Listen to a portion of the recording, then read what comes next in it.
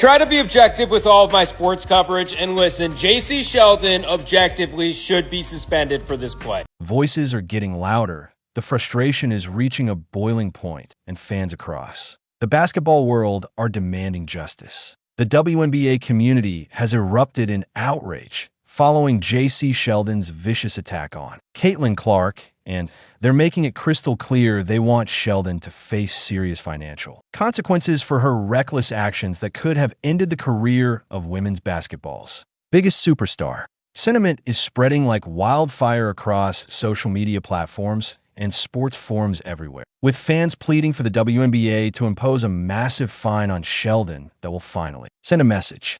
If the league won't protect their golden goose through proper officiating, then they must at least make the financial punishment so severe that future attackers will think twice before targeting Clark. During what should have been a routine Tuesday night game between the Indiana Fever and Connecticut Sun, we witnessed yet another chapter in the ongoing saga of Caitlin Clark being treated like a human punching bag while the WNBA turns a blind eye. This time, however, the attack was so blatant and dangerous that even casual observers couldn't ignore the intent behind Sheldon's actions. Caitlin deliberately poked Clark in the eye during a defensive play, an action that could have caused serious and lasting damage to the league's most valuable player. What made this incident even more egregious was the malicious grin on Sheldon's face. Afterward, fans were quick to point out that this wasn't an accidental basketball play. This was a calculated assault on the woman who has single-handedly saved the WNBA from irrelevance.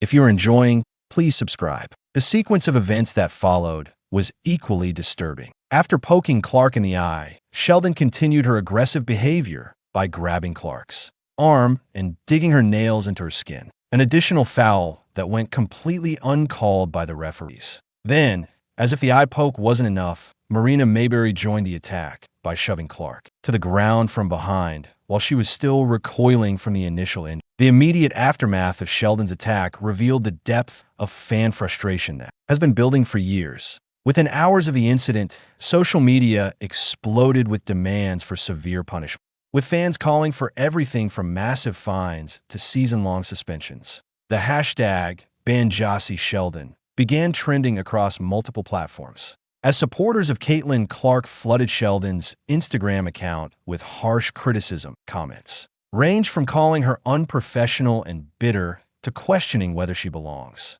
in any professional league. Prominent media personalities joined the chorus of outrage.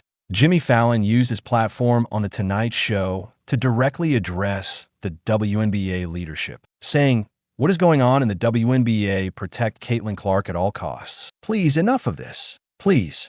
When mainstream entertainment figures are publicly calling out the league's failures, you know the problem has transcended basketball. Dave Portnoy from Barstool Sports didn't mince words in his criticism, calling the attackers jealous loser punks and suggesting they should go play in a recreational league where no one cares about you. This type of mainstream media attention is exactly what the WNBA doesn't want: negative publicity that exposes their systematic failure to protect their most valuable asset. Understand why fans are demanding such severe punishment for Sheldon. You have to understand the astronomical value that Caitlin Clark brings to the WNBA. The numbers don't lie, and they paint a picture of a league that owes its current success entirely to one player. According to Dr. Ryan Brewer, an associate professor of finance at Indiana University, Columbus, Caitlin Clark was responsible for a staggering 26.5% of all WNBA economic activity during her rookie season alone. To put this in perspective, that's more than a quarter of the entire league's financial success tied to a single player who was making just $76,535 in her first year. Brewer's projections for 2025